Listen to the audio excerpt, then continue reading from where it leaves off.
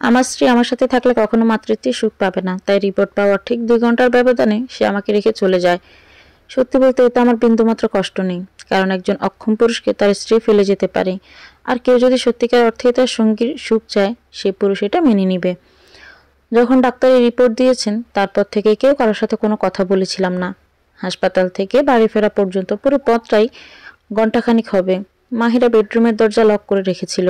আমি সোফায় বসে ভাবছিলাম, কি করে মাহিরাকে বলবো আমাকে ছেড়ে যাওয়ার কথা। আমি নিজেই মাহিরাকে বলতে চাচ্ছিলাম, তুমি আমাকে ছেড়ে চলে যাও। আমার মনে হচ্ছিল সে নিজে এরকম কিছু করবে না, তাই আমাকেই তাকে মানাতে হবে। আমার মাহিরা তো পুরো একটা বাচ্চাদের মতো, অল্পতেই কষ্ট পেয়ে বসে। এই জিনিসটা কিভাবে সে নিবে? কিন্তু কিছুক্ষণ পরে দেখি সে বাইরে বেরিয়ে এসেছে, সাথে তার লাগেজ প্যাক করে ফেলেছে, এবং আমাকে এসে মাহিরা নিজে বলল, তোমার সঙ্গে থাকা আমার পক্ষে সম্ভব নয়, আমি চলে যাচ্ছি। ইরাত শোনো, শারীরিক সম্পর্ক করে সুখ দিতে পারলে আর গিফট দিয়ে মন বুলিয়ে রাখতে পারলেই হয় না, বাচ্চা দিতেও পারা লাগে। কিছু থেকে কিছু না, তুমি আমাকে আহ্লাদ দেখাও, এসবে কিছু হয় না ইরাত। কলেজের ভিতর পুরো পুড়ে যাচ্ছিল তার মুখে এরকম কথা শুনে, কিন্তু এটাই তো সত্যি। আমি তো এটাই বলতে চাচ্ছিলাম যে চলে যাও, সুখী হও, তবুও কেন এমন মনে জ্বলে যাচ্ছিল। এখন যে আমার শক্ত হতে হবে, এতে সে থেমেছিল না। আরো নানান কথা, আরো অভিযোগ তুলে ধরেছিল সে। আমি সব চুপচাপ শুনেছিলাম, মাথা নিচু করে। বরাবরই মাহিরা অভিযোগ করলে আমার মাথা নিচু করে শুনে যেতাম। ওকে যে অনেক ভালোবাসি, কখনো কষ্ট দিয়ে কথা বলতে পারিনি, আজও তাই করেছিলাম। কিন্তু কষ্টটা তখনই লেগেছিল যখন তার মুখেই জানতে পারলাম সে আমার সাথে থাকা অবস্থায় পরকীয়ায় লিপ্ত হয়েছিল। আমি তামিমকে ভালোবাসি, এখন তোমার প্রতি আমার আর কোনো রকম ইন্টারেস্ট কাজ করে না ইরাত। মাহিরা, তুমি একজন বিবাহিত নারী, কি বলছো এসব? এখন কিসের বিবাহ আর কিসের কি? একটা সংসার বেঁধে রাখতে হলেও বাচ্চা লাগে। আমাদের কোনো বাচ্চা নেই, আর না আমার আছে কোনো পিছুটান। তোমার মতো একটা পুরুষের সাথে আমার আর থাকার কোনো ইচ্ছে নেই। সারাদিন যখন কাজে ব্যস্ত থাকতে আমাকে সময় দিতে পারতে না, তখন তামিমই ছিল আমার জন্য। ওর সাথে আমি সময় কাটাতাম। আমাকে সে ভালোবাসা দিয়েছে, তাই আমি আজকে শুকরিয়া করি আল্লাহর কাছে, সে আমাকে সত্যিটা বলার সাহস আর সুযোগ দিয়েছেন। এগুলো বলে সে চলে গেল, একটা বারও পিছনে ফিরে তাকায়নি। আমি মাটিতে বসে পড়েছিলাম মাহিরার কথায়। আমি বাকরুদ্ধ হয়ে গিয়েছিলাম। সেই মুহূর্তের কষ্টটা কাউকে বলে বোঝানোর মতো নয়, কারণ 1 দিন 2 দিন তো নয়। আমরা তো 2 বছর প্রেম করে বিয়ে করেছিলাম, 2.5 বছর আমাদের বৈবাহিক সম্পর্ক ছিল। ভালোবাসতে তাকে আমি কখনো কার্পণ্য করিনি। তার বলা প্রত্যেকটা কথাই আমি শুনেছি, তাকে খুশি রাখার চেষ্টা করেছি সর্বদা। তারপরেও কেন সে এভাবে আমাকে ধোঁকা দিল? আমার ভালোবাসায় কি কোনো কমতি ছিল? এসব ভাবতে ভাবতে ইচ্ছে করছিল নিজের এই জীবনটা শেষ করে দেই, কিন্তু তখনই আজানের ধ্বনি আমার কানে আসে। হঠাৎ মনে হলো, না, আত্মহত্যা মহাপাপ। তাহলে তো দুনিয়া আখিরাত কিচ্ছু পাবো না আমি।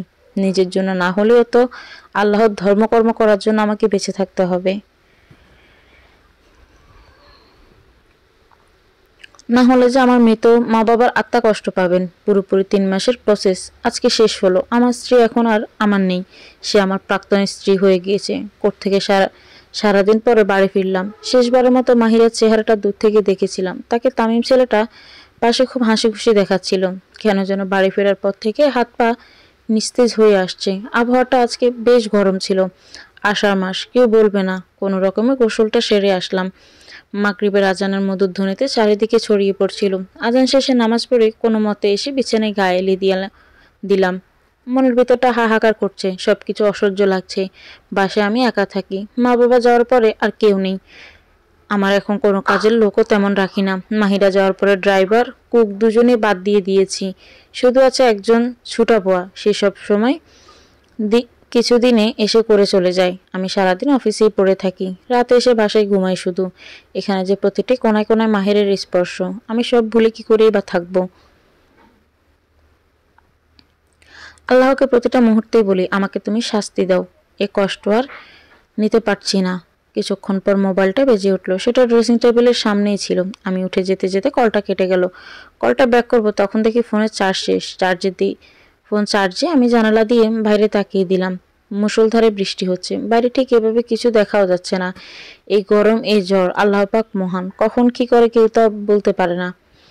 এসব ভাবছিলাম, হঠাৎ কলিং বেলের আওয়াজ পেলাম। ডুপ্লেক্স বাড়ি হবার কারণে আমার বেশ খানিকটা সময় লেগে গেল উপর থেকে নিচে নেমে গিয়ে দরজা খুলতে। দরজাটা খোলার সাথে সাথে একটা মেয়ে কান্না করতে করতে আমার বুকে ঝাঁপড়ে পড়ল।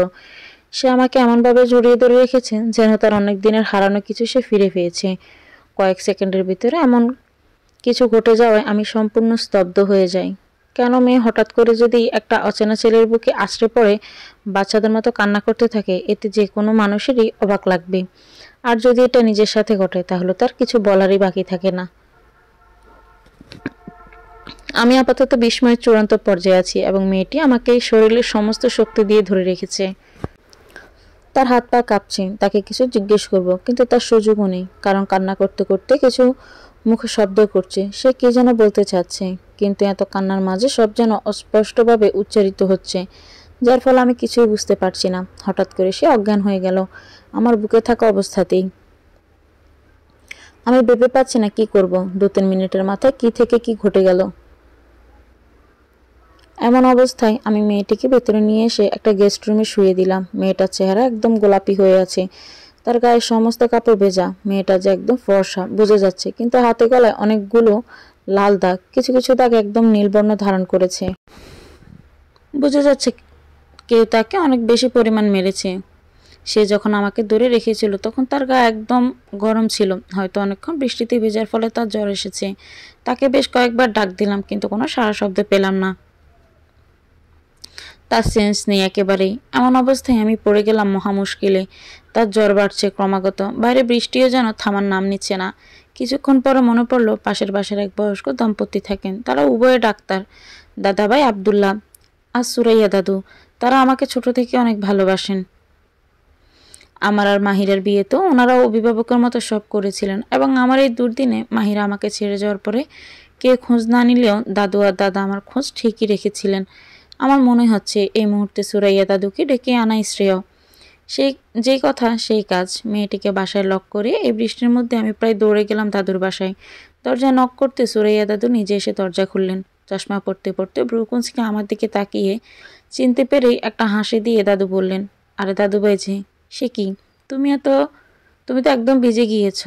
তাড়াতাড়ি ভিতরে এসো দাদু, আমার সাথে একটু বাসায় চলো, অনেক জরুরি দরকার। কেন, কি হয়েছে? দাদুকে পুরো ঘটনাটা বললাম। দাদু, আগে চলুন প্লিজ। দাঁড়াও, ছাতাটার কিছু ওষুধ নিয়ে আসি। আর হ্যাঁ, সাথে টুনিকেও নিয়ে যাই। মাথা নেড়ে হ্যাঁ বোঝালাম। দাদুর রুমে ঢুকি মেয়েটার অবস্থা দেখে আমার দিকে একবার তাকায় আর একবার মেয়েটির দিকে, তারপর মেয়েটার গায়ে হাত দিয়ে দেখে আমাকে বললেন, দাদু ভাই এর অনেক জ্বর, জামা পাল্টে দিতে হবে। কোনো জামা আছে বাসায়? হ্যাঁ, ঘরে পরার কিছু জামা আছে মাহিরার, সেগুলো রেখে গিয়েছে, এনে দাও আমাকে। একটা বসন্তী রঙের সালোয়ার কামিজের সেট আর হেয়ার ড্রায়ার নিয়ে দাদুর হাতে দিয়ে আমিও রুমে এসে চেঞ্জ করে নিলাম। ইতিমধ্যে মেঘের বিরাট বর্ষণ কমে গেল, বাইরে হিমেল হাওয়া বইছে, তবে হালকা হালকা ঝিরিঝিরি বৃষ্টি পড়ছে। পরিবেশে এক প্রকার শান্তি বিরাজ করছে। মনে হচ্ছে সব ধরনের আবর্জনা স্তূপ মুছে গেছে, সব পরিচ্ছন্ন হয়ে গেছে, সব কিছু এখন সঠিকভাবে হবে। কি যেন আজকের আকাশ বাতাসটা কিছু বলতে চাইছে। কিছুক্ষণ পরে নিচে এসে দাদুকে দেখি মেয়েটাকে ঠিকঠাক করে দিয়েছেন। টুনি পাশে বসে মাথায় জলপট্টি দিয়ে দিচ্ছে। ইরাত, ওর অনেক জ্বর দাদুভাই, জ্ঞান ফেরা পর্যন্ত জলপট্টি লাগবে। আর মেয়েটাকে দেখে যা বুঝলাম মনে হচ্ছে সে ভালো ঘরের, চেহারাটাও কত নিষ্পাপ। ইরাত শুধু মনোযোগ দিয়ে দাদুর কথাগুলো শুনে বেদটা বুঝতে চেষ্টা করছে। সে তো মেয়েটার দিকে দরকারের খাতিরে শুধু তাকিয়ে দেখেছিল একবার, আসলে তার দেখার কোনো ইচ্ছেও নেই।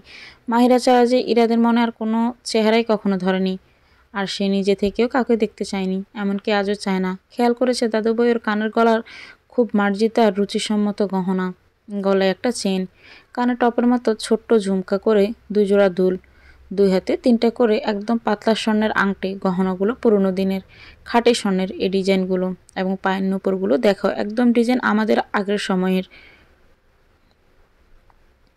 এরা দাদুর সাথে মাথা ঝাঁকিয়ে সম্মতি দিল। এর কিছুক্ষণ পর মনে হলো দাদুকে অনেকক্ষণ ধরে রেখে দিয়েছে। ওনার তো বাসায় যাওয়া উচিত, বয়স্ক মানুষ, দেরি হয়ে যাচ্ছে। আচ্ছা দাদু, আমি আছি, চলুন আপনাকে আমি দিয়ে আসি বাসায়, এরপর আসি এখানেই, চিন্তা করবেন না। ঠিক আছে, কিছু দরকার পড়লে আমাকে কল দিও, বোকার মতো কষ্ট করে আসতে হবে না। জি অবশ্যই দাদু। রাত প্রায় 11টা বেজে গেছে। আমি মেয়েটার রুমে খাটের পাশে ইজি চেয়ারে বসে আছি। কতক্ষণ জলপট্টি করেছিলাম, মনের যন্ত্রণা, অনেক বড় যন্ত্রণা। মনে পড়ে গেল মাহিরার। যখন শরীর খারাপ হতো আমি সারা রাত জেগে থাকতাম, ওকে যত্ন করতাম, কত ভালোবেসে আগলে রেখেছিলাম। আমার বাঁচার অবলম্বন ছিল আমার বউটা। মেয়েটা একটু নড়ে চড়ে উঠল, তারপর কপালে হাত দিয়ে দেখলাম এখন জ্বর কমে গেছে। দাদু বোধহয় তাকে ইঞ্জেকশন দিয়েছে, এই জন্যই কমেছে। কিন্তু আমার মাথাটা খুব ব্যথা করছে। হঠাৎ মনে পড়লো আমি কাল রাত থেকে আজ সারাদিন না খাওয়া, হয়তো এই জন্যই এমন লাগছে। আর এমনিতেই আমার মাইগ্রেনের ব্যথা আছে। সব মিলিয়ে খুব অসহ্য লাগছে। মাসের বাজার কেয়ারটেকার ছেলেটা এসে করে দিয়ে যাচ্ছে প্রতি মাসেই, কিন্তু কিছু করে খাওয়ার মতো এনার্জি পাচ্ছি না। তাই উঠে ফ্রিজ থেকে ব্রেড নিয়ে বাটার দিয়ে খেয়ে ওষুধ খেয়ে নিলাম। মেয়েটিকে আরও দুবার ডাক দিলাম কিছু খাওয়ার জন্য, কিন্তু এতক্ষণও মনে হচ্ছে সে কিছুটা স্বস্তি নিয়ে ঘুমোচ্ছে, তাই আর ডাক দিলাম না। টেবিলে ব্রেড আর বাটার জ্যাম রেখে দিলাম, আর পাশে ইজি চেয়ারটায় বসে পড়লাম। কখন যে ঘুমের রাজ্যে পাড়ি দিলাম নিজেও বলতে পারিনি। ঘুম ভাঙল সকাল 8টায়। ঝলমলে আকাশ, সোনালি রোদ যেন ঝিকঝিক করছে। আলাদা একটা সৌন্দর্য আজকের দিনে মিশে আছে। মাথাটা বেশ হালকা লাগছে, তবে শরীরটা ব্যথা করছে। হঠাৎ নিজেকে চেয়ার আবিষ্কার করে একটু হকচকিয়ে যাই। পরক্ষণে মনে পড়ে রাতের কথা। তখনই বিছানায় তাকিয়ে দেখি মেয়েটা নেই। খাবারের জায়গায় খাবার রাখা, জলপট্টি আমার মাথায় দেওয়া। তারপর মনে হলো স্বপ্ন দেখছিলাম কিনা, কিন্তু সব জিনিসপত্র দেখে মনে তো হচ্ছে না আমি স্বপ্ন দেখেছিলাম। তাহলে মেয়েটি কোথায় গেল? ওয়াশরুমে ঢুকে দেখলাম নেই, এখানেও। তারপর ফ্রেশ হয়ে বের হলাম, তারপর ঘরের সাথে ব্যালকনিটায় গেলাম তোয়ালেটা নেড়ে দেওয়ার জন্য। পেছন থেকে ঝুনঝুন শব্দ পেয়ে তাকিয়ে দেখি মেয়েটি ঘরের দরজার সামনে দাঁড়িয়ে আমাকে ইশারা দিয়ে ডাকছে। এই ঘরটার দরজা উল্টো দিকে, বড় গ্লাস দেওয়া ব্যালকনি আমার, সেখানেই দাঁড়িয়ে। আজকের বাইরে জলমলে রোদটা সম্পূর্ণ দরজার দিকেই পড়েছে, আর মনে হচ্ছে ঘুমো ঘুমো চোখে একটা হলদে পরি দাঁড়িয়ে আছে। মেয়েটা অসম্ভব পরিমাণে সুন্দর, যাকে একবার দেখলে পরের বার মানুষ ফিরে তাকিয়ে দেখবে। লম্বা লম্বা চুল, দুর্গা আঁখি পল্লব, বাচ্চাদের মতো ইনোসেন্ট চেহারা, দুধে আলতা গায়ের রং। যে কোনো মানুষের মনে তোলপাড় তৈরি করার জন্য এই মেয়ের চোখে চাউনি যথেষ্ট। তবে ইরাদের মনে এরকম কিছুই হচ্ছে না, কারণ সে তো মন ভাঙা একজন মানুষ, যে এখন অনুভূতি শূন্য। আমি কিছু না বলে তার সামনে যেতে সে হেঁটে হেঁটে ড্রয়িংয়ে চলে এসেছে। চেয়ার টেনে আমাকে বসতে বলে নিজেও অন্য একটা চেয়ারে বসলো। টেবিলে তাকিয়ে দেখি হরেক রকমের নাস্তার আয়োজন করে রেখেছে মেয়েটা। পরোটা, ভাজি, অমলেট। চাগুলো দেখে আমি আবারও অবাক। সে কখন ঘুম থেকে উঠলো আর এগুলো কখন করলো? আমি তো কিছুই জানি না। যদিও আমার ঘুম অনেক পাতলা, কিন্তু অনেক দিন পরে কাল ওষুধ খেয়ে ঘুমানোর কারণে মনে হয় সজাগ পাইনি। আমি এসব ভাবছিলাম তখন সে আমাকে ইশারা দিয়ে খেতে বলছে। এতক্ষণ আমি বুঝতে পারলাম এই মেয়েটা হয়তো কথা বলতে পারে না। মনে মনে খুব খারাপ লাগছে। একটা মানুষ কথা বলতে পারে না, না জানে কত কষ্ট হয়। যাক, এসব ভেবে কাজ নেই। তাকেও আমি খেতে বললাম। দেখি সে খাবার নিচ্ছে না, চোখ দুটো ছলছল করছে। আমি তার প্লেটে খাবার দিলাম। আপনার এখন খেতে হবে, না হয় কালকের মতো জ্বর হবে। মেয়েটি কিছুই বলছে না।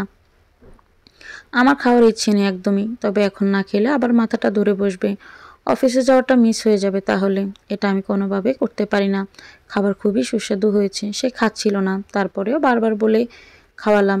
আমরা উভয়ে খাওয়া শেষ করলাম। এরপর মেয়েটা উঠে যাচ্ছিল কিচেনের দিকে। আমি অবাক হচ্ছি তার কর্মকাণ্ড দেখে, তার ব্যবহার দেখে। মনে হচ্ছে এই বাড়ি, এই পরিবেশ, আমি সবই তার চিরচেনা। তাকে আমি বাধা দিলাম, বসতে বললাম এবং তার ওষুধ এনে দিলাম খেতে।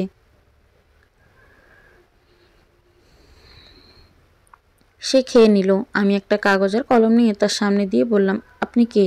কোথা থেকে এসেছেন? পরিবারের কারো ফোন নাম্বার থাকলে এখানে লিখুন, আমি আপনাকে বাসায় পৌঁছে দেওয়ার ব্যবস্থা করছি। কিছুক্ষণ মেয়েটার নিচের দিকে তাকিয়ে রইল। বুঝলাম সে কান্না করছে। তার নাক গাল একদম লাল হয়ে গেল। মেয়েটা আবার আমাকে আরও অবাক করে কিছুক্ষণ পরে বলে উঠল, আমি কি কিছুদিন আপনার বাসায় থাকতে পারি? সব কাজ করে দিব বিনিময়ে। এবার আমি শক খেলাম, একটা বড় ধরনের। এক রাতের পরিচয়, যদিও হঠাৎ করে কোনো রূপবতী মেয়ে এমন প্রস্তাব দিয়ে বসে একটা যুবককে, এতে যে কেউ তখন অপ্রস্তুত হয়ে যাবে। আর সবচেয়ে বড় কথা, যে মেয়েকে এতক্ষণ ধরে বাক প্রতিবন্ধী ভেবেছিলাম আমি, সেই মেয়ের মুখে এমন একটা কথা শুনে আমি খুব অবাক হয়ে গেলাম। সে মুখ ফুটে আমাকে এমন কিছু বলবে আমি একদমই আশা করিনি। রাত থেকে মেয়েটা আমাকে একটার পর একটা শক দিয়ে চলেছে, আর এখন আমি প্রত্যুত্তরে কী বলবো তাই বুঝে পাচ্ছি না। আমার মনে অনেকগুলো কথা ঘুরপাক খাচ্ছে। প্রথমত, একজন অপরিচিত মানুষকে কোনো মতেই বাড়িতে থাকতে দেওয়ার মতো বিশ্বাস করা যায় না। তার উপরে একে দেখে কোনো রকমের কাজের মেয়ে বা নিম্নবিত্ত পরিবারের মেয়ে মনে হচ্ছে না। এসব ভাবতে ভাবতে আমি পড়ে গেলাম মহাবিপাকে। এদিকে মেয়েটি নিঃশব্দে কাঁদছে। হতে পারে সে আসলেই বিপদে, কিন্তু যদি এমন কিছু না হয়, যদি তার মতলব ভিন্ন থাকে। শহরে এখন ভিন্ন ভিন্ন পন্থা অবলম্বন করে চোর ডাকাতেরা তাদের মতলব সিদ্ধ করে থাকে। আপাতত ডাইনিং স্পেসের পরিবেশটা বেশ থমথমে হয়ে আছে, একদম প্রিন্ট অফ সাইলেন্ট হয়ে আছে সব। মেয়েটি একবারও চোখ তুলে তাকাচ্ছে না। কিছুক্ষণ পরে সে বলে ওঠে, দেখুন, আমি চোর বা ডাকাত নই, আমি সত্যি কাজ করব সব আপনার বাসায়, এমন বিনিময়ে শুধু আমাকে থাকতে দিবেন, টাকা পয়সা লাগবে না। আমার কাছে কোনো মোবাইল ফোনও নেই, আমার বাইরে বের হওয়ারও কোনো প্রয়োজন নেই। আপনি যখন বের হবেন তখন আমাকে তালাবদ্ধ করে রেখে গেলেই হবে। এক নিঃশ্বাসে সবগুলো কথা সে বলে শেষ করলো। এবার আমার জবাবের অপেক্ষায় সে অসহায় দৃষ্টিতে বাচ্চাদের মতো তাকিয়ে আছে আমার দিকে। তাকে একদম একটা ছোট্ট বাচ্চা মনে হচ্ছে। একটু আগেও তার ঘুমের রেশ কাটেনি, কিন্তু এখন দেখে মনে হচ্ছে তার চোখে কোনো ঘুম নেই। একটা জবাবের অধীর আগ্রহ অপেক্ষা করছে সে। মাথায় অনেক কিছুই ঘুরপাক খাচ্ছিল, কিন্তু পরক্ষণেই মনে হলো, যদি সে আসলে বিপদে পড়ে থাকে আর আমি এই মুহূর্তে তাকে বের করে দিই, তাহলে তার অনেক বড় ধরনের বিপদের সম্মুখীনও হতে পারে। আর আমার আগে পিছনে তো কেউই নেই, আমাকে কি করেই বা ক্ষতিগ্রস্ত করবে। আগে মাহিরা ছিল, মনের মধ্যে একটা ভীতি ছিল, তাকে আগলে রাখতে হবে, তার জন্য হলেও আমার বাঁচতে হবে। কিন্তু এখন এমন আর কিছুই নেই। আর বেশি থেকে বেশি কি হবে, ডাকাত কেউ কি আমাকে মেরে ফেলবে? আসল কথা হচ্ছে, যদি আমি মারাও যাই, কোনো অ্যাক্সিডেন্ট হয়, তাতেও দুঃখ থাকবে না। তার একমাত্র কারণ হলো আমার মনটা আরও 3 মাস আগেই মরে গেছে, এখন একটা জীবন্ত লাশ হয়ে বেঁচে আছি। এই দেহের মৃত্যু হয়ে গেলেও ভালো, আপনি থাকতে পারেন, কোনো সমস্যা নেই। কথাটা বলার সাথে সাথে মেয়েটার মুখে এক প্রশান্তির হাসি ফুটে উঠল, এবং সে চেহারা থেকে উঠে কিছু না বলে প্লেটগুলো নিয়ে সোজা রান্নাঘরে চলে গেল। আমি থম ধরে টেবিলেই বসে আছি। এর মধ্যে এসে সে সুন্দর করে টেবিল গোছালো। আমি তাকে দেখে একটু অবাক হই, কেমন যেন এক ভিন্ন প্রজাতির মানুষ মেয়েটি। হঠাৎ গণিতে টিংটং আওয়াজ হচ্ছে, তাকিয়ে দেখি 10টা বেজে গেছে। আমার মিটিং আছে, একটা 10টা 30 বাজে। তাড়াতাড়ি করে উঠে চলে গেলাম উপরে, আমার ঘরে। মেয়েটি রান্নাঘরে ছিল, আমি তাকে নিচে রেখেই এসেছি। তাড়াতাড়ি করতে গিয়ে তোয়ালে আনতে ভুলে গেছি। আমার এই বদভ্যাস আর ভালো হলো না। প্রায় প্রতিদিনই এমন হয়। অলরেডি আমি শাওয়ারের নিচে দাঁড়িয়ে আছি, এখন কি আর করার। একবার গোসল শেষ করে বাথরুম থেকে বের হতে হবে। শাওয়ার শেষ হওয়ার পরে বাথরুমের দরজা খোলার সময় দেখি হ্যান্ডেলের মধ্যে তোয়ালেটা ঝুলিয়ে রাখা। বুঝতে পারলাম মেয়েটি রেখে গিয়েছে হয়তো, কারণ ছোটো বুয়া তো 3 দিনের ছুটিতে গেছে। শরীর মুছে তোয়ালে পরে ঘরে আসলাম। দেখি খাটের উপর আমার নেভি ব্লু কালার একটা শার্ট, ব্ল্যাক ফর্মাল প্যান্ট আর ব্ল্যাক একটা টাই রাখা। অনেকগুলো কাপড় আয়রন করিয়ে আনানোর পর নিচেই রয়ে গিয়েছিল, ওখানে থেকেই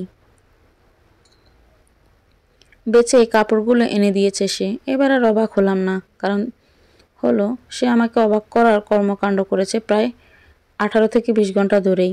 রেডি হয়ে নিচে নেমে এলাম। মেয়েটি আশেপাশে কোথাও দেখছি না, হয়তো বা রেস্ট করছে। এমনিতেই তার শরীর বেশ খারাপ ছিল। মেন গেট দিয়ে বের হবো, ঠিক তখনই পিছন থেকে আচমকা জাতীয় কিছু পড়ার শব্দ হলো। তাকিয়ে দেখি হলদেপুরের হাতে একটা টিফিন বক্স নিয়ে দাঁড়িয়ে আছে। তার হাত থেকে চামচটা পড়েছে। মুখে একটা অস্ফুট হাসি ফুটিয়ে এসে আমার দিকে এগিয়ে এসে টিফিন বক্স আমার হাতের সামনে ধরে বলল, বাইরে যাওয়ার সময় ডাক দিতে হয় না, তাই অভিনব একটা পদ্ধতি দিয়ে ডাক দিলাম। আই হোপ আপনি মাইন্ড করেননি। না, ঠিক আছে। অফিসে যাচ্ছেন? এটা নিয়ে যান, কিন্তু এটা দুপুরের জন্য খাবার, দরকার ছিল না। নিন, ধরুন। বেশি কিছুই করিনি, কাল থেকে আর এমন হবে না। আমি বাইরেই খাই ক্ষুধা পেলে, আর কখনোই লাঞ্চ বাসা থেকে নিয়ে যাই না। মনে মনে বললাম, মাহিরা থাকতে দুপুরের লাঞ্চ কখনো বাসা থেকে নেওয়া হতো না। অভ্যাস আছে আমার, এখন থেকে নেবেন। আমি আর কথা বাড়ালাম না। আর শুনুন, গেটটা তালাবদ্ধ করে যান। আমি তার দিকে একবার তাকালাম, তারপর গেট লক করে বের হয়ে গেলাম। মিটিং আলহামদুলিল্লাহ অনেক ভালো হয়েছে। দুপুরে 1টার মতো বাজে, সবাই লাঞ্চ ব্রেকে গেছে। আমি আমার কেবিনে বসে কাজ করছিলাম। এরই মধ্যে লাঞ্চ বক্সটির দিকে নজর পড়ল। খুলে দেখি বক্সের মধ্যে এগ স্যান্ডউইচ আর 2 পিস চিকেন ফ্রাই, সাথে একটা চিঠি। সে কাগজের মধ্যে লেখা, যেটা আমি সকালে মেয়েটির সামনে রেখেছিলাম। অনেক অনেক ধন্যবাদ মিস্টার, আমাকে আপনার বাসায় আশ্রয় দেওয়ার জন্য। আর সরি আজকে এরকম লাঞ্চ দেওয়ার জন্য। আসলে অল্প সময়ের মধ্যে করেছি তো, কাল থেকে ইনশাল্লাহ সব ঠিকঠাক হবে। চিঠি দেখে মনে পড়ল তার নামই তো জানা হলো না এখনও। আর মিস্টার লেখার পর এতগুলো ডট ডট দেখে মনে অজান্তে একটা হাসি ফুটে উঠল আমার মুখে। অনেকদিন পরে দুপুরের খাবার খেলাম, আর মেয়েটার হাতের রান্না এক কথায় প্রশংসনীয়। 2:30 দিকে সুরাইয়া দাদুর কল আসলো। আসসালামু আলাইকুম দাদু। ওয়ালাইকুম সালাম ইরাদ, ভালো আছো দাদুভাই? জি আলহামদুলিল্লাহ দাদু, আপনি? আলহামদুলিল্লাহ ভালো দাদুভাই। শোনো, মেয়েটির জ্ঞান ফিরেছে, তাকে একটা ইঞ্জেকশন দিতে হবে, না হয় আবার জ্বর বাড়তে পারে রাতে। সে তোমার এখানেই আছে এখনও। জি দাদু। এরপর দাদুকে সব কথা বললাম। দেখো দাদুভাই, এভাবে সবাইকে বিশ্বাস করা ঠিক না। তবে আমি তো আর এভাবে বুড়ি হয়ে যাইনি। ডাক্তারি করে জীবনে বহু মেয়ে ছেলে দেখেছি। এখন কথা বললেই কিছুটা আঁচ করতে পারি কে ভালো আর কে মন্দ। তাই তুমি চিন্তা করো না, একটু পরে তোমার বাসায় যাচ্ছি, তখন বোঝা যাবে মেয়েটি কীরকম। আমারও জরুরি কাজ শেষ করে বাকিগুলো বিয়েকে বুঝিয়ে দিয়ে বাড়ি ফিরে এলাম। আমি আসতে আসতে দেখি দাদু এসে হাজির। বাড়ি ঢুকে দেখি কি সুন্দর তকতকে ঝকঝকে করে সুন্দরভাবে বাড়ি গুছিয়ে রেখেছে মেয়েটা, যেন পরিয়ে এসে এতটা পরিষ্কার আর গোছানো দেখে মনের খুশিতে নেচে উঠবে। দাদু মিটমিট হাসছে, হয়তো তার কাছে ভালো লেগেছে এরকম দেখে। আমি ফ্রেশ হয়ে আসি। দাদু, আচ্ছা আমি মেয়েটার সাথে কথা বলি। আমি ফ্রেশ হয়ে কিছুক্ষণ উপরে ছিলাম। প্রায় আধা ঘন্টা পর নিচে এসে দেখি গেস্ট রুম থেকে হাসির শব্দ আসছে। দরজার কাছে গিয়ে আমি স্তব্ধ হয়ে যাই, কারণ দাদুকে দেখলাম সে বিছানায় বসা এবং মেয়েটা তার পায়ে মাথা রেখে শুয়ে শুয়ে হাসছে খিলখিল করে। আমি যে কতক্ষণ ধরে দরজার কাছে দাঁড়িয়ে আছি, এটা না দাদু না মেয়েটি চোখে পড়ল, কারণ তারা একে অপরের সাথে কথা বলতে ব্যস্ত। যদিও দাদু বেশি বলছে, আর মেয়েটা বাচ্চাদের মতো ইনোসেন্ট লুক দিয়ে হাসছে আর কথাগুলো শুনছে। আর দাদু তাকে মাথায় হাত বুলিয়ে দিচ্ছে। সে শুধু ঘরের কাজই পরিষ্কার নয়, বরং নিজেও যথেষ্ট পরিষ্কার থাকতে পছন্দ করে। তাকে দেখে আঁচ করতে পারলাম, কেননা সেই হলদে পরি থেকে এখন আবার বেগুনি পরি হয়ে গেছে। অর্থাৎ তার কালকে পরে আসা জামাটা চেঞ্জ করে আবার পরে নিয়েছে। হয়তো কাজ শেষ করে গোসল সেরে ফেলেছে। আমাকে দেখে দাদু বলে, ইরাদ দাদুভাই আমি চলে যাই তাহলে এখন, তুমি আমাকে গেট পর্যন্ত এগিয়ে দাও। আর মাঝে আমাকে দেখে মেয়েটা উঠে বসে পড়ে। জি দাদু। আমি বুঝছি দাদু কেন আমাকে ডাক দিল গেট পর্যন্ত।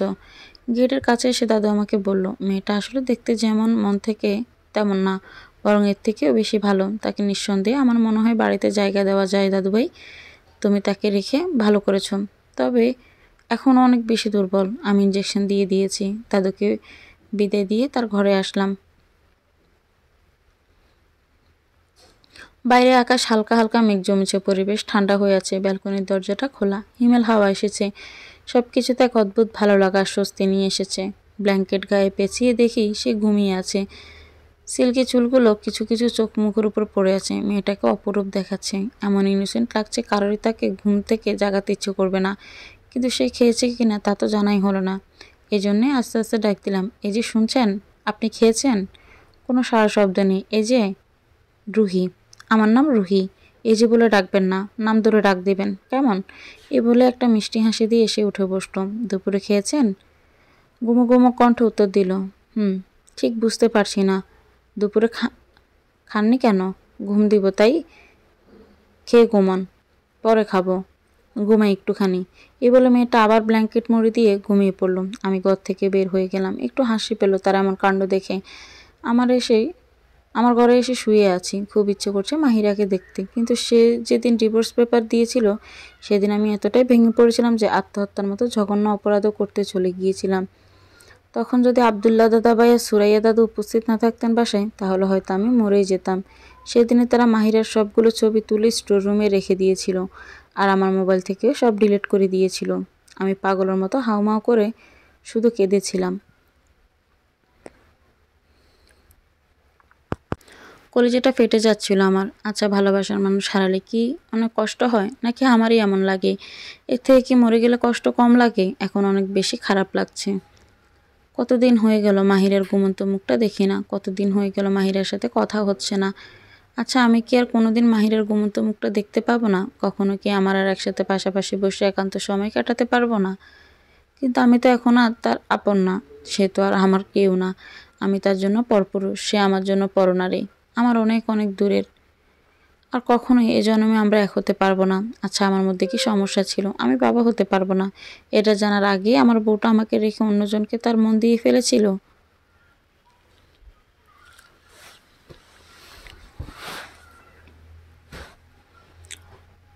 হয়তো আমি তাকে কতটা ভালোবাসি এটা সে বুঝাতেই পারেনি। হয়তো তানিম আমার চেয়ে বেশি তাকে বুঝতে পারে, কিন্তু আমি জানি আমার থেকে বেশি তামিম তাকে ভালোবাসতে পারে না, কারণ আমার ভালোবাসা ছিল সবার মতো ছিল না। আমার ভালোবাসা ছিল নিখাদ। আমি চাই মাহিরা সুখী হোক। আমার মন থেকে তাকে আমি আজও বের করতে পারছি না, যদিও আমি জানি সে আমাকে ধোকা দিয়েছে। আমার তাকে ভালোবাসা উচিত না। আচ্ছা, আমি কি একবার তাকে একটা ফেক আইডি খুলে দেখব? আমার যে অনেক দেখতে ইচ্ছে করছে ওকে। একবার দেখতে তো ক্ষতি নেই। নাকি আমার অবস্থা এমন হয়ে যাবে যে দেখলে আবার তার কণ্ঠ শুনতে ইচ্ছে করবে? তখন কি করব? আমি এই 3 মাসে একটা বারও তো মাহিরের সাথে কথা বলিনি। অনেক কষ্ট নিজেকে নিয়ন্ত্রণে রেখেছি। এমন করলে আমার হবে না, নিজেকে বুঝিয়ে রাখতেই হবে। মনটা ক্ষতবিক্ষত হয়ে গেছে। পুরুষ মানুষের তো কাঁদতে হয় না। আমি কাঁদবো না, তবে 2 দিন ধরে যে ব্যস্ততায় ভর করেছে তা আমার জন্য ভালো হয়েছে। কখন যেন ঘুমিয়ে পড়েছি, আমার খেয়াল আসছে না। মাত্র চোখ খুললাম, ঘড়িতে তাকিয়ে দেখি রাত 9টা বাজে। মেয়েটা খেয়েছে কি না কে জানে, একবার দেখে আসি। অসুস্থ মানুষ। নিচে এসে তার ঘরের দিকে পা বাড়াতেই দেখি সে তার বেডরুমে বসে নামাজ পড়ছে। কি নিষ্পাপ দেখাচ্ছে। হু হু করে মোনাজাতের সময় কি যে কান্না করছে, একদম কাল রাতের মতো কান্না। মনে হচ্ছে তার মনেও না বলা একটা কষ্ট আছে। না বলা অভিযোগ নিয়ে আল্লাহর কাছে সামনে দাঁড়িয়েছে। তার মনেও একটা ঝড় আছে, যে জ্বরকে সে কোনো মতো দমিয়ে রেখেছে। নামাজ শেষ করে সে চোখ মুখ মুছে উঠে আমার সাথে চোখাচোখি হতে মিষ্টি একটা হাসি দিল। মনে হলো এইমাত্র একটা হাসির মুখোশ সে পড়ে নিল। আমি তাকিয়ে বললাম, ওনা দিয়ে কেন নামাজ পড়লেন? ওয়ার্ড্রোবে দ্বিতীয় ড্রয়ারে জায়নামাজ আছে। জি, আমি জানতাম না তাই। আচ্ছা, দুপুরে তো খাননি। আমি ভুলে গিয়েছিলাম খাওয়ার কথা। মানুষ খাওয়ার কথা ভুলে যায়। অনেক সময় মানুষ নিজের অস্তিত্বও ভুলে যায়। সে তুলনায় খাওয়ার কথা ভুলে যাওয়া বড় ব্যাপার না। কথাটা একটা দীর্ঘ নিঃশ্বাস ছেড়ে বলল, আসলেও তো কথাটা ঠিক। আমি তো নিজেই ভুক্তভোগী। তারপর আমাকে আবার কিছু বলতে না দিয়ে সে নিজেই বলল, চলুন এখন খেতে আসেন। অনেক দেরি হয়ে গেছে। দুপুরে তো ঠিকমতো খাননি। আর আমিই বা যা দিয়েছি এও কোনো খাবার দুপুরের? এর মধ্যে আবার অর্ধেক খেয়েছেন। টিফিন বক্স দেখে তো আমার একদমই রাগ লাগছিল, কিন্তু কি করার। তখন তো আপনি ঘুম দিচ্ছিলেন। এতগুলো কথা বলতে বলতে সে আমার আগে আগেই ড্রয়িং রুমে চলে এসেছে। আমি মুচকি হাসছি তার কথা শুনে। যে কোনো মানুষের মায়া কাজ করবেই। আমার যথেষ্ট কিউট লাগছে ওকে। ইশারা দিয়ে আমাকে টেবিলে বসতে বলে প্লেটে খাবার বেড়ে দিচ্ছে। আপনি বসুন, আপনি শেষ করুন, তারপর খাই। আপনি আমাকে থাকতে দিয়েছেন আপনার বাসায়। এখন যদি আমি ঠিকমতো আপনার যত্ন না করি কিভাবে হবে? না, এমন করলে তো চলবে না রুহি। শুনুন, খেতে বসুন। হ্যাঁ, আগে আপনি খান, এবার আমি উঠে দাঁড়িয়ে সোজা রুহিকে একটা চেয়ারে বসিয়ে দিয়ে বললাম, চুপ, একদম চুপ, একটা কথাও বলবেন না আর। আমি অসুস্থ না, আপনি অসুস্থ। এর আগে আপনি খেয়ে নেবেন এখন, তারপর মেডিসিন নেবেন, এরপর আমি খাচ্ছি। আর একটা প্রশ্নের উত্তর দিন তো, আপনি খাননি কেন? আর আপনি অসুস্থ, সময় মতন খেতে হবে। সে অসহায়ও আমার দিকে তাকিয়ে আছে, চোখে একদম পানি চলে এসেছে, তবুও খাচ্ছে না। এবার আমি আর কড়া শব্দে কথা বললাম না, আস্তে আস্তে জিজ্ঞেস করলাম, কি হয়েছে? কাঁদছেন কেন? আমাকে বলুন। আমি আসলে নিজের হাতে খেতে পারি না, ভালো লাগে না, তাই খিদে পাচ্ছিল না। আর একা একা খাওয়ার অভ্যাসও তো নেই আমার, এই জন্য। কথাগুলো বলে বাচ্চাদের মতো ঠোঁট উল্টিয়ে কান্না শুরু করে দিল সে। আরে কাঁদছেন কেন? সরি সরি, আমি তো জানতাম না। দেখি কোনোভাবেই সে কান্না থামাচ্ছে না। মনে হচ্ছে পুরনো কোনো স্মৃতি মনে পড়ে গেছে তার। তাই আমি একটু ইতস্তত করলেও ভাত মেখে নিজ হাতে তার মুখের সামনে তুলে ধরলাম। হাঁ করুন। সে আমার দিকে প্রশ্নবোধক নজরে তাকিয়ে থেকে হাঁ করলো। তারপর তাকে খাওয়াতে খাওয়াতে এক পর্যায়ে জিজ্ঞেস করলাম, আপনি কোথায় থেকে এসেছেন? মুহূর্তে তার চেহারা আবার স্নান হয়ে গেল, যেন তাকে এই প্রশ্নটা জ্বরের থেকে বেশি কাবু করে ফেলেছেন। আমি নিজেই বোকা হয়ে গেলাম তাকে কথাটা জিজ্ঞেস করে।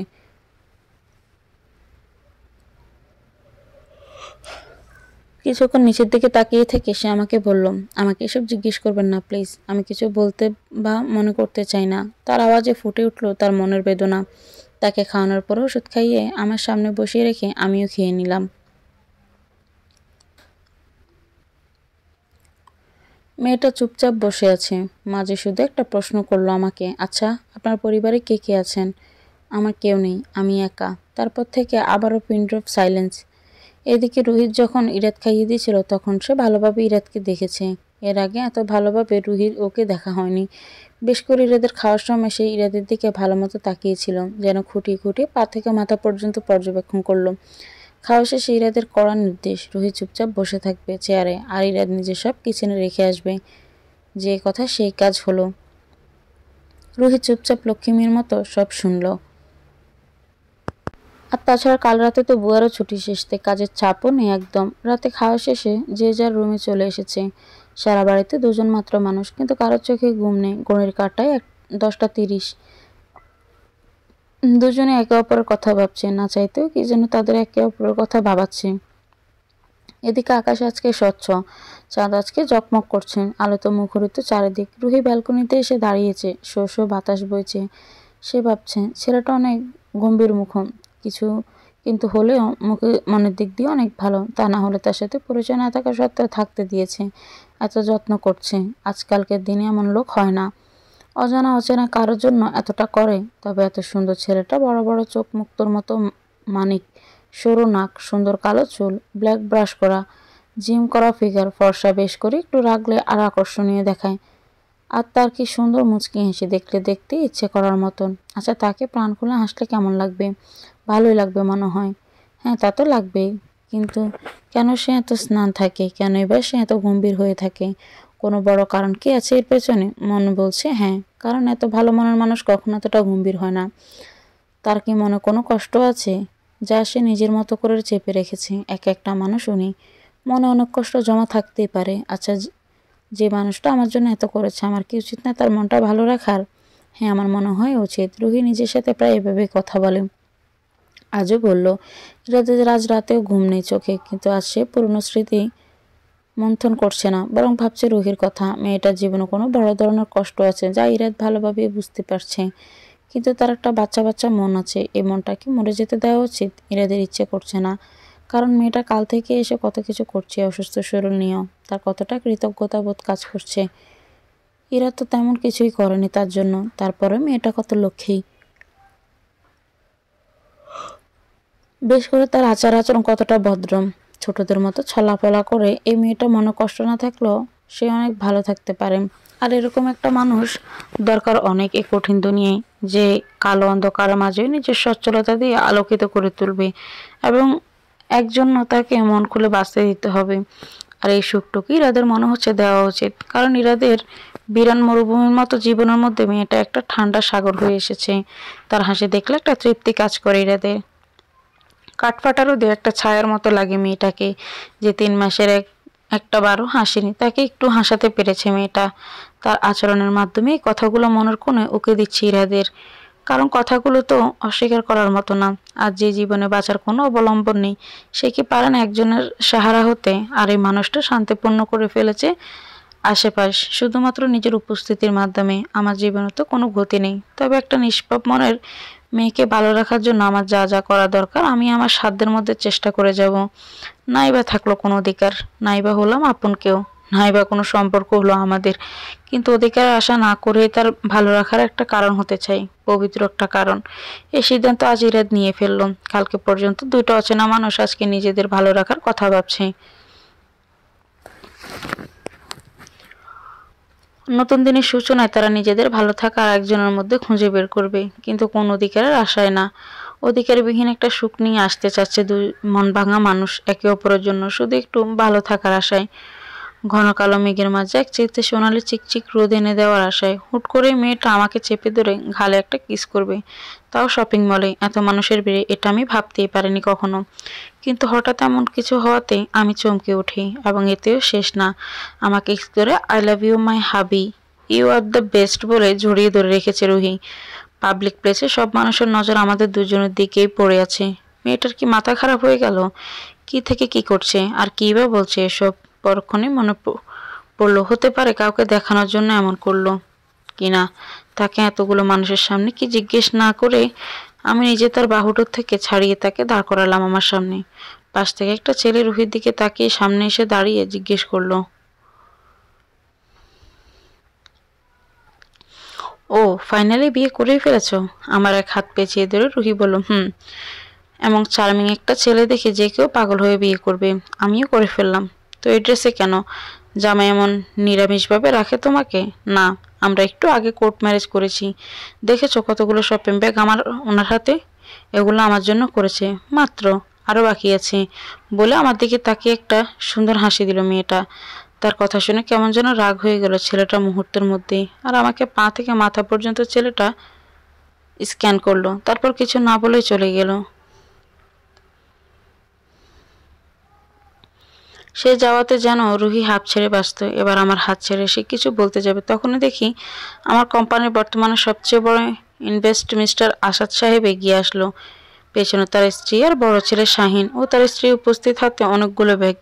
কিছু মাস আগে তার ছেলের বিয়ে হয়েছে, হয়তো পারিবারিক সময় কাটানোর জন্য সবাই একত্রে বেরিয়েছে। এমন সময় তাকে দেখে আমি ভয় পেয়ে গেলাম। কিছু শুনে ফেললেন কিনা। তিনি এসে আমাকে জড়িয়ে ধরে বললেন, congratulation Irad, I am so happy for you. Irad, to be honest, তোমার ডিভোর্স নিয়ে আমাদের অনেক মন খারাপ ছিল। যে ভয় পেয়েছিলাম তাই হলো। তিনি সব শুনে ফেলেছেন। আমার ডিভোর্স হওয়ার কথা সবাই জানতো, এতে সবার মানই খারাপ ছিল, বেশ করে আমার ম্যানেজারের। তার মাধ্যমে আসাদ সাহেবের সাথে আমার পরিচয় হয়। এখন উনি মুরব্বী মানুষ, তাকে এত কাহিনী খুলে বলার মতোও না। আর একটা মেয়ে একটা ব্যাচেলার ছেলের সাথে থাকে, এটা শুনে খারাপ ভাববে যে কেউ। মাহিরা যাওয়ার পর থেকে বিজনেসের অবস্থা তো খারাপ হয়ে গেছে। উনি যদি এসব শুনে আমার সাথে ডিল ক্যান্সেল করে দেয়, আমার অবস্থা মাটিতে পড়ে যাবে। সব মিলিয়ে মনে হলো যে নাটকটা একটু আগে রুহি করেছে সেটা আমারও কন্টিনিউ করতে হবে। Thanks a lot uncle. এবার রুহি আমার দিকে বড় বড় করে তাকিয়ে আছে। আন্টি রুহিকে জড়িয়ে ধরে পাশ থেকে বলল, কি সুন্দর একটা বউ, মাশাল্লাহ। আমার মনটাই ভরে গেল ওকে দেখে।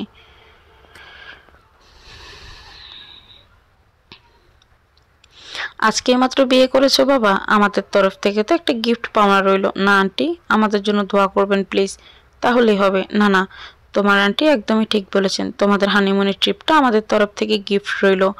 শাহিন, সিলেটের ওই রিসোর্টটার নাম যেন কি? তুমি আর বৌমা ঘুরে আসলে যে। বাবা, গ্রেট সুলতান, তোমার ভাইয়ের জন্য 1 সপ্তাহের বুকিং দিয়ে দাও, পেমেন্ট সহ। আঙ্কেলের কথা শুনে শাহিন কল দিয়ে দিল।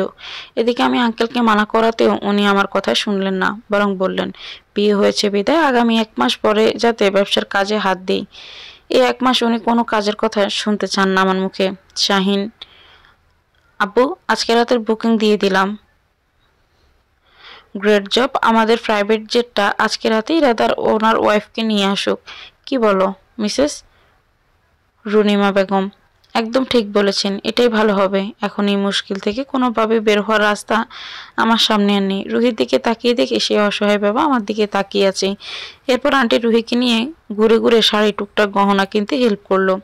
রুহি কিছুই নিতে চাচ্ছিল না সেই প্রথম শপিং মলে আসার পর থেকেই, কিন্তু আন্টির সামনে তো এমন করলে তারা বুঝে যাবে, তাই তাকে ইশারায় রিকোয়েস্ট করে বললাম যেন মানা না করে। সবশেষে গাড়িতে এসে বসলাম আমি আর রুহি। এতক্ষণ যে আমরা হাফ ছেড়ে বাঁচলাম। কিছুক্ষণ নীরবতার পর দুজনে একসাথে সরি বলে উঠি। আবার 1 মিনিটের মতো দুজনে চুপ থাকার পর আবার একসাথে বলি, আমি আসলে। এবার রুহি আমার দিকে তাকিয়ে ইশারায় কান ধরে, আর আমি বলি, আমাকে মাফ করে দেন। আসলে আপনার কথা তারা শুনে ফেলে, আর দ্বিতীয় তিনি আমার ইনভেস্টর, তাই আমি। রুহি, আপনার সরি বলতে হবে না, আমি বুঝতে পেরেছি। আচ্ছা, আপনি কি আমার সাথে যাবেন সিলেটে? আমি তাদেরকে মানা করতে পারিনি। যাব, এটা কোনো ব্যাপার না। আর আজকে আপনি ওই ছেলেটার সামনে চুপ থেকে আমার অনেক বড় উপকার করেছেন। আমি আপনার কৃতজ্ঞতা কখনোই ভুলব না। অনেক ধন্যবাদ। ইরাদ কিছু বলছে না, কারণ ওরা এখন অনেক টেনশন লাগছে। অফিস সবাই জানাজানি হলে কীরকম হবে। মূলত ইরাদ জানে কিছুদিন পরে মেয়েটা চলে যাবে, তখন মানুষের সামনে কি বলবে ইরাদ, তাই বুঝে পাচ্ছে না। রুহি ভাবছে ইরাদকে তার সত্যিটা আজকে জানিয়ে দিতে হবে। তার জীবনে যে অনেকগুলো লুকানো সত্য আছে, যেগুলো এই মানুষটা জানা দরকার। আজকে রুহি জানতে পেরেছে ইরাদের ডিভোর্স তার স্নান হওয়ার পিছনে দায়ী। ইরাদ এখন সিঙ্গেল, তার জীবনে কেউ নেই। রুহির ভালো লাগছে ইরাদকে। কিছুদিন থেকে ইরাদের প্রতি তার একটা আকর্ষণ কাজ করছে। সে বুঝতে পারছে না এমন কেন হচ্ছে, কিন্তু আজকে যখন সবার সামনে নিজেকে ইরাদের স্ত্রী বলেছে, এরপর থেকে মনে এক প্রকার শান্তি অনুভব করছে রুহি। ইরাদকে স্পর্শ করে তার যেমন অনুভূতি হয়েছে তা যেন স্বর্গীয়। এরকম শিহরিত আগে কখনো হয়নি রুহি।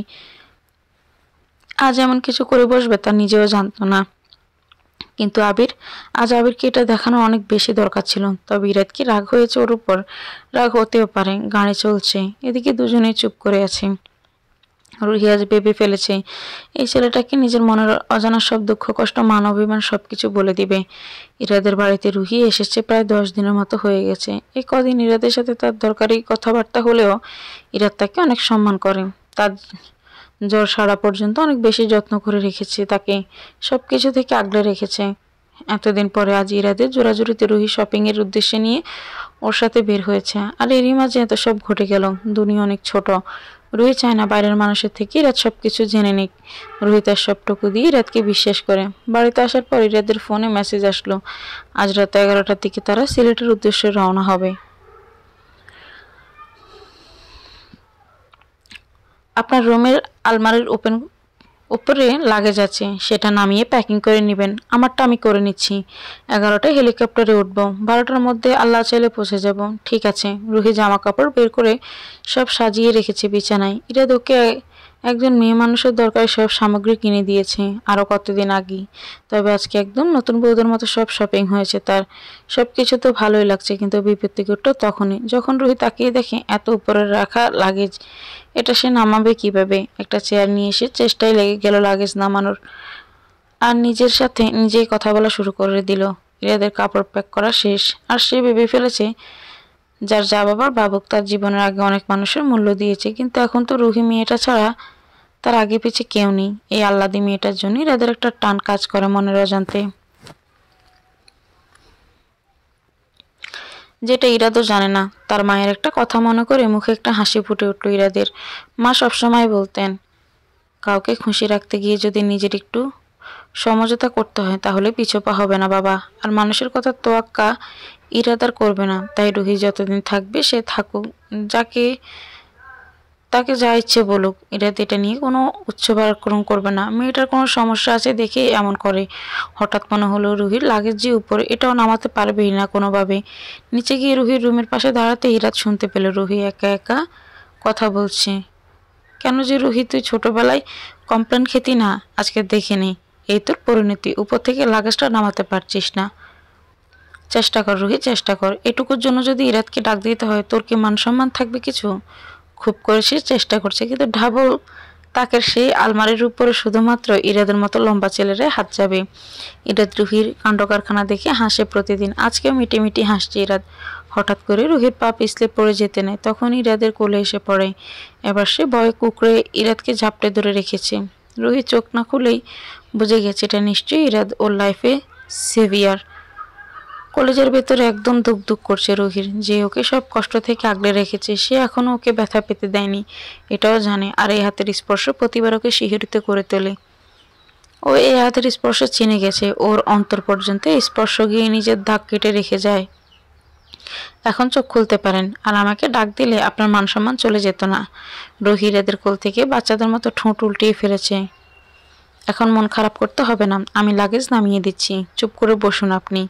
এই বলে রুহিকে কোল থেকে নামিয়ে খাটের পাশে নিয়ে বসিয়ে দিল ইরাদ। রুহি এই মুহূর্তগুলো অনেক বেশি এনজয় করে। ইরাদের শাসনগুলো ওর অনেক ভালো লাগে। দুজন মিলে রুহির লাগেজ প্যাক করে ফেলেছে। রুহি আজকে কিন্তু আসাদ আঙ্কেলের বাসায় ডিনার করতে হবে। তাদের বাসায় হেলিপ্যাড আছে, সেখান থেকে একেবারে সিলেটে চলে যাব আমরা। ঠিক আছে, কিন্তু আপনাকে কিছু কথা বলার আছে আমার অতীত নিয়ে। আমি আজকে আমার এই 23 বছর জীবনের কালো অধ্যায়গুলো আপনার সাথে তুলে ধরতে চাই। আমি আবিশা শিকদার রুহি। চিটাং শহরে আমার জন্ম। মা বাবার একমাত্র সন্তান ছিলাম। তারা আমাকে অনেক অনেক বেশি আদরে ভালোবাসতেন, কিন্তু এই সুখ বেশি দিন আমার সহ্য হয়নি। আমার যখন 9 বছর বয়স তখনই মা বাবা অ্যাক্সিডেন্টে মারা যায়। কিন্তু পুরো বংশে প্রথম মেয়ে আমি, এবং শেষ পর্যন্ত আমার বাবা চাচাদের কারো ঘরে আর কোনো মেয়ে সন্তান জন্ম হয়নি। এই কারণে সবার অনেক আদরে ছিলাম। দাদা দাদুর আর বড় চাচা চাচির চোখের মনি ছিলাম সব সময়। আমার দাদা সে এলাকার চেয়ারম্যান ছিলেন, আর জমিদার পরিবারের হওয়ার সুবাদে দাদা চাইতেন না আমরা কখনো আলাদা থাকি। আমাদের সব ডিসিশন উনিই নিতেন। এই জন্য সবার বাড়ি একদম পাশাপাশি ছিল। আমার বয়স যখন 12 বছর তখন বড় চাচার ছেলে সাকিব ওকে চাচির বোনের কাছে লন্ডনে পড়তে পাঠিয়ে দিয়েছিল। ও যাওয়ার মতো ছিল না, তাই ও অভিমানে বলেছিল আর কখনো দেশে ফিরবে না। দাদু মারা যাওয়ার 1 বছর পর প্রায় 6 মাস আগে সে হঠাৎ ফিরে আসে, কারণ বড় চাচুরও হার্টের অসুখ ধরা পড়েছিল। সেদিন মাত্র আমার ফাইনাল প্রোফের লাস্ট এক্সাম শেষ হয়েছিল, আমি খুব খুশি ছিলাম। এই এক্সামটা নিয়ে সবগুলো অনেক ভালো হয়েছিল। বাসায় ফিরে দাদুমণির খোঁজ করতে কাজের মেয়েটা বলে দাদু নাকি বড় চাচার বাসায় গিয়েছে। আমি এক প্রকার দৌড়ে চাচুর বাসায় গিয়েছিলাম। তখনই বড় হওয়ার পর সাকিব প্রথম আমাকে দেখে। স্বাভাবিকভাবে কথাবার্তা হয় তার সাথে আমার। আমি বুঝতে পারিনি ওর মনে আমাকে নিয়ে কীরকম চিন্তা ভাবনা কাজ করছে। সাকিব সবার বড় ছিল আর দূরে থাকতে বিদায় আমাদের কারোর সাথে তার তেমন ভাব হয়নি।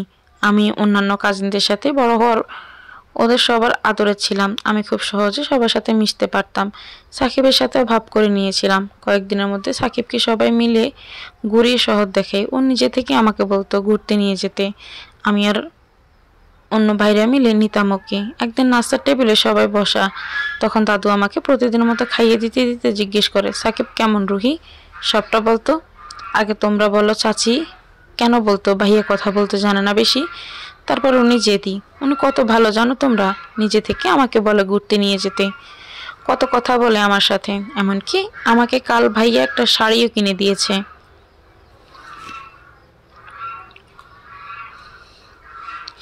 ভাইয়া অনেক সুইট। আমি এই কথাটা স্বাভাবিকভাবেই বলেছিলাম, কারণ সাকিব আমার কাছে অন্য সব ভাইদের মতোই ছিল। তাকে আমি নিজের ভাই মনে করেছিলাম। কিন্তু চাচু আমার সাথে সাকিবের বিয়ে ঠিক করে ফেলবে, আমি তা ভাবতে পারিনি। সাকিব নাকি চাচির কাছে বলেছিল সে আমাকে বিয়ে করতে চায়। এই জন্য চাচা চাচি আর দাদি সবাই খুশি হয়েছিল যে আমাকে অন্য ঘরে দিতে হবে না। তাদের কোনো টেনশন থাকলো না। বিকেলে দাদুমণি মিষ্টি সহ আমাকে এসে সব খবর শোনায়। আমি হতবাক হয়ে যাই।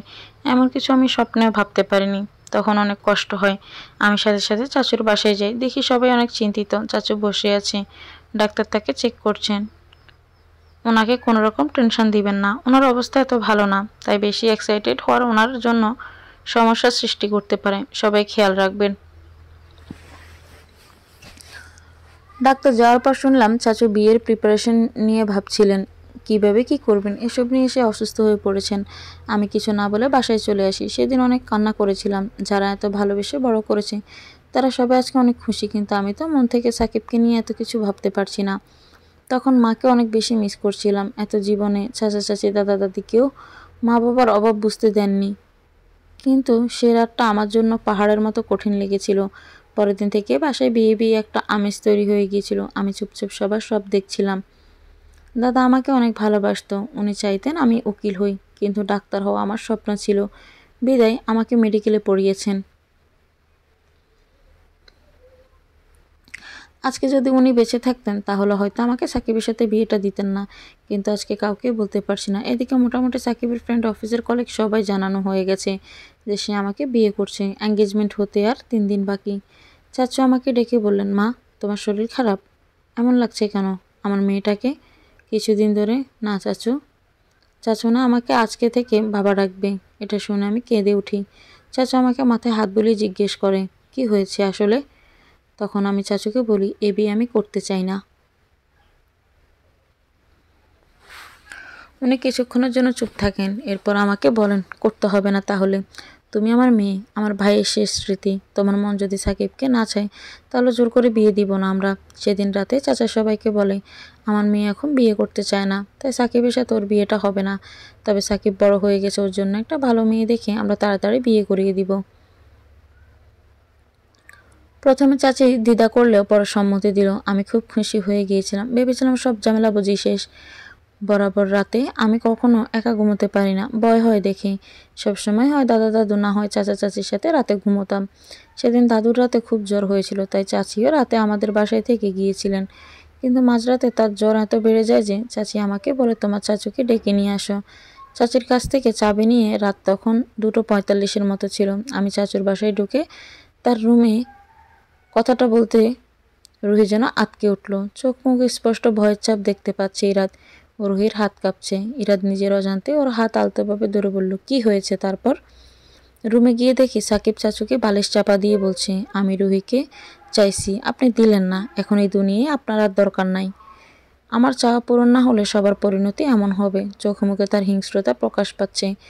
আমার চাচুর হাত পা তখন নিথর হয়ে পড়ে আছে অলরেডি। আমি সামনে গিয়ে ওকে ধাক্কা দিয়ে সরিয়ে দিই। আর চাচুর পালস চেক করে দেখি উনি আর আমাদের মাঝে নেই।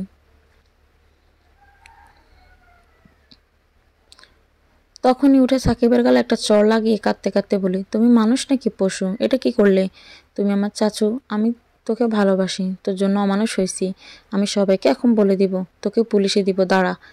তখন ওর সাথে আমার মুখ চেপে ধরে এরপর আমার মুখ বেঁধে টেনে হিঁচড়ে গাড়িতে করে কোথায় যেন নিয়ে যায়।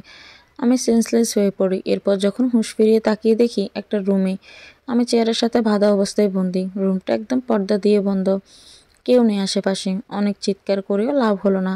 একে তো নিজের চাচাকে হারানোর দুঃখ, দ্বিতীয়ত সেই খারাপ লোকটাকে শাস্তি দিতে না পারার দুঃখ। অনেকক্ষণ পরে সেই জানোয়ারটা আসলো। এতক্ষণে আমার শরীর কোনো শক্তি আর নেই। আমি আপ্রাণ চেষ্টা চালিয়েছি নিজেকে চেয়ার থেকে মুক্ত করার, কিন্তু পারিনি। সামনে এসে সাকিব আমাকে বলে, বাসায় মিথ্যে একটা চিঠি দিয়েছি আর বলেছি তুই বয়ফ্রেন্ডের সাথে পালিয়ে গেছিস, আর এটা পরে আব্বু মরে গেছে। সবাই তোকে আর দেখতেও চাচ্ছে না। They hate you Ruhi. আর তোর কথা কেউ মানবে না, কারণ আমাকে তুই বিয়ে করতে চাস না। এই জন্যই বানিয়ে কিছু বলতেই পারিস। এরকম অনেক হিন্ট আমি দুদিনে সবাইকে দিয়ে দিয়েছি। দুদিন তোকে আমি প্যাথেন্টিন করে ফেলেছি। নাও মাই ওয়ার্ক ইজ ডান। তাই এখন তোর একটাই ওয়ে আছে, আমাকে বিয়ে করে চল। বাসায় আমি বলবো তোকে বুঝিয়ে নিয়ে এসেছি, তোকে যেন মেনে নেয়। ও এটা বলার সাথে সাথে আমি ওর মুখে থুতু দিই। এরপর আমাকে অনেক মারে। এভাবে আরও একদিন কেটে যায়। আমি বুঝতে পারি আমার শরীরের কোনো শক্তি নেই। পরের দিন একই সময় ও আবার আসে। আজকে ওর চেহারায় হাসি। রুমুরুকে আমাকে বলে, তুই এভাবে না হোক, অন্যভাবে না হয় আমার হবি। আজকে তোর সাথে বাসর করে ফেলবো, তারপর বিয়ে না করে কই যাবি? আর বিয়ে না করলে নাই করলি, আমার সমস্যা নেই। কথাটা শুনে আমার কলেজায় পানি শুকিয়ে যায় আর আমার মাথায় বুদ্ধি আসে, কিন্তু গলা দিয়ে কথা বলার শক্তি নেই। আমি ওকে আস্তে করে বলি, দাঁড়াও, আমি তোমাকে বিয়ে করব। এটা শোনার সাথে সাথে হাঁটু করে আমার সামনে এসে বসে। কি বললে? বিয়ে করব তোমাকে? এভাবে কিছু করো না প্লিজ। ওর চোখ চকচক করছে খুশিতে। কখন করবি? আমাকে একটু সুস্থ হতে দাও। তারপর ও খুশি হয়ে আমাকে খেতে দিল। আমি খেয়ে ওকে হাসি মুখে কিছু ভিটামিনের নাম দিলাম। আমাকে ওগুলো এনে দিল। আমি একটা জিনিস বুঝতে পেরেছিলাম, ওকে আমার টেকনিক্যালি হ্যান্ডেল করতে হবে। তাই ঠিকমতো খেয়ে দিয়ে আমি সুস্থ হই। এরপরও বল চল বিয়ে করি। সেদিন প্রথম আমি বের হই এতদিন পর। আশেপাশে সব অচেনা মানুষ, পরিবেশটা। কিছুক্ষণ পর দেখি কাজী অফিস। যখন ঢুকতে যাব আমার তখন দেখি রাস্তার পাশে ইট রাখা অনেকগুলো। একটা হাতে তুলে সাহস করে নিয়ে সাকিবের মাথায় আঘাত করি। এরপরও সাথে সাথে অজ্ঞান হয়ে পড়ে যায়। ওর পকেট থেকে হাতিয়ে যা কিছু টাকা পাই তা নিয়ে আমি পালিয়ে যাই। সব কিছু দেখে আমি অবাক। আমাকে শিফট করে রাজশাহী জেলাতে এনে ফেলেছে। সে সময় ঢাকার ট্রেন ছিল। আমি উঠতে পারিনি কিছু না বুঝি, কারণ সাকিব যদি এসে পড়ে তাহলে আমাকেও শেষ করে দিবে। তারপর সেদিন রাতে ঢাকা আসি আমি, কিন্তু রাস্তায় খারাপ ছেলেরা আমাকে বিরক্ত করছিল। আমি এতটা সময় বৃষ্টিতে ভেজার ফলে জ্বর হয়ে যায় আর তাদের ভয়ে দৌড়াতে থাকি। তখনই আপনার বাসার দিকে চোখ পড়ে। দেখি কোনো দারোয়ান ছিল না। আমি বাঁচার জন্য ভিতরে ঢুকে পড়ি আর আপনি গেট খুলতে কান্না করতে করতে সেন্সলেস হয়ে যাই। আমার জীবনটাই আমি শুধু হারিয়ে এসেছি সব কিছু, তারপরেও মেনে নিয়েছিলাম। আর যখন সাকিব আসে তখন আর ভালো কিছুই হয়নি আমার সাথে। আমি জানি না আমার কি হবে। এই জীবন এখন অর্থহীন। পরন্ত বিকেলে সোনালি রোদ জানালা দিয়ে রুহির উপরে পড়ছে। ও নিচের দিকে তাকিয়ে কথাগুলো বলছিল। কতটা অসহায় লাগছে ওকে। মনোকষ্ট হু হু করে কাঁদতে চলেছে।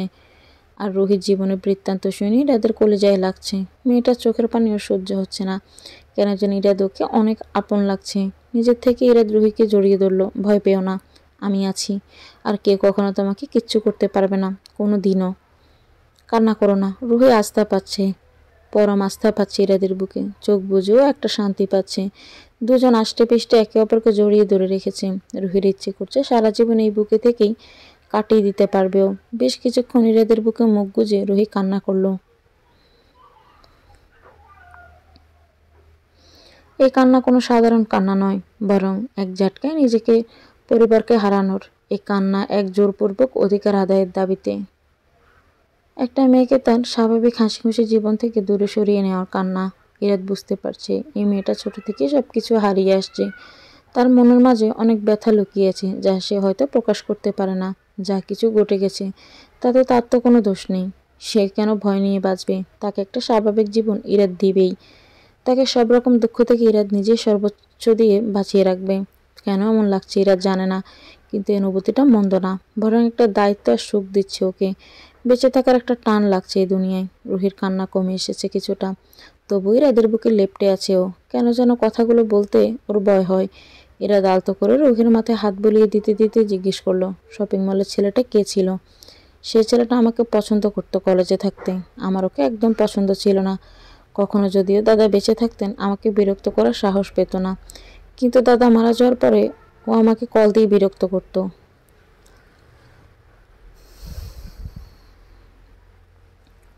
আমি চাচুর কাছে বিচার দিতে পারতাম, কিন্তু ওর মতো আরও অনেকেই ছিল যারা পছন্দ করতো। এদের নামে বিচার দেওয়া মানে এক্সট্রা অ্যাটেনশন দিয়ে ফেলা, যা আমি কখনো করতে চাইনি। না হয় আমার বাড়ি থেকে বের হয়ে বন্ধ করে দিত, কারণ আমার বাসায় অনেক রেস্ট্রিকশন ছিল।